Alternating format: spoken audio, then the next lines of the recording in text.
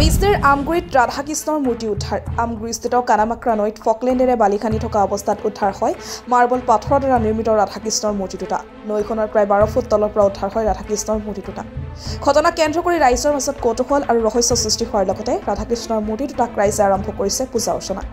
ইফালে মূৰ্তি দুটা এবাৰ প্ৰত্যক্ষ কৰিবলৈ সমাগম হৈছে ৰাইজৰ উল্লেখ্য আছে সোমবাৰে দুপৰীয়া জাকিৰ হুছেইন নামৰ এজন ফকলেণ্ডৰ চালকে নৈখনত বালি খান্দি থকা অৱস্থাত উদ্ধাৰ হয় ৰাধাকৃষ্ণৰ মূৰ্তি দুটা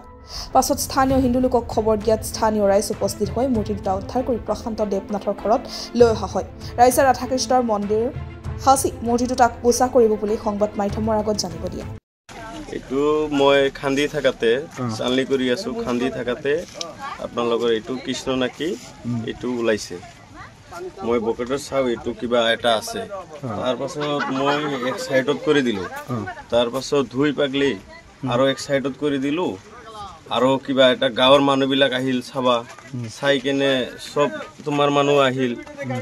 আহি কেনে চাই কেনে আৰু লৈ গেল কি নাম তোমাৰ মোৰ নাম জাকিৰ হুছেইন আৰু কিমান মান ফুট তলত আছিল মোটামুটি আপোনাৰ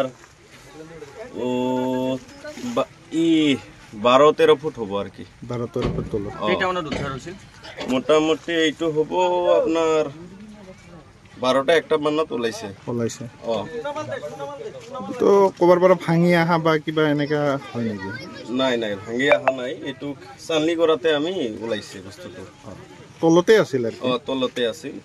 বস্তুটো আমি এনে গম পাম না সবৰ ধৰ্ম যেনেকুৱা এনেকুৱা গম পাই কেনে সাইড কৰি দি দিছো